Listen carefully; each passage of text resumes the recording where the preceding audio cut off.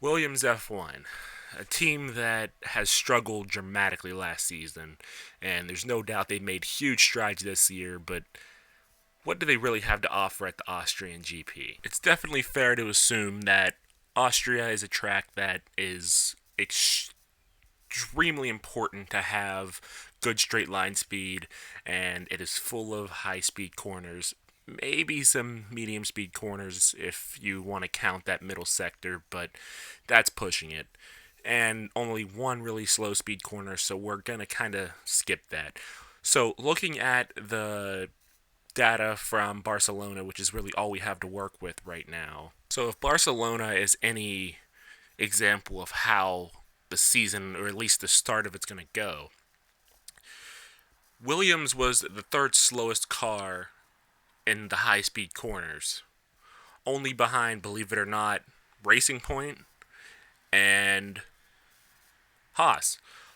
Everybody else was actually quite a bit faster than Mercedes in the high speed corners, kind of saying that Mercedes might have been sandbagging something, but nonetheless, that is a huge improvement there. So that is not too bad at all. However, if you look at the straight line speed, there are a few teams that seem to be down quite a bit on power when it comes to the overall top speed down the long straights. And around places like Barcelona, that is going to be very crucial. Mercedes obviously had their engine turned quite a bit down because all but two teams were faster than them on the straights, those being Ferrari and Haas. Those were the only two teams that were slower than Mercedes. That said, if we're looking at the teams that were faster, Williams would come in 8th place in terms of straight line speed. So, assuming that they're not sandbagging, which I would have a hard time believing that they were doing, considering they were the first car out in testing, they were running some of the most laps early on in testing, they showed that they had something to prove to everybody, to the sponsors, to the fans, to anybody who was tuning into testing. So I have a hard time believing that they were sandbagging. So if we were to compare the preseason testing straight line speed along with the preseason testing high cornering speed, I think there's going to be a huge improvement this year around Austria, but I don't think it's going to be enough to really fight for the midfield. So with all that said, I'm going to make a prediction that Williams is going to be a lot closer than what they were last year. That's not saying a lot. I know that sets a bar extremely low, but I do feel like they will at least contend for Q2, at least with George Russell.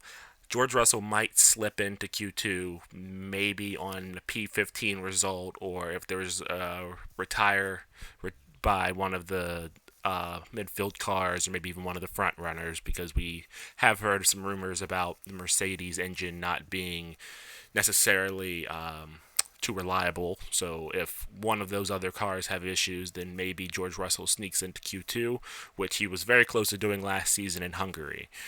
Because last year, that was one of their major issues, was straight line speed. But if we're to judge off of preseason testing, that's something they seem to have solved.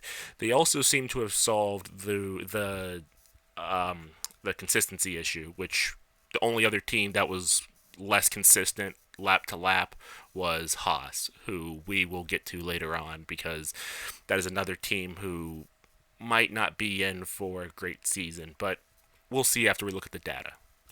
Now, before we get into my predictions, I just want to say please click that subscribe button and click the bell notifications so you can see all the videos that I upload. I'm going to be uploading results from all the practice sessions, all the qualifying sessions, and most importantly, the race and reviews, and maybe even get some conversations going with you guys about how you thought the race was, how you thought the sessions were, and even do a quick rundown if you happen to miss the race. So please click that bell down below and hear my predictions for Williams in the Austrian Grand Prix.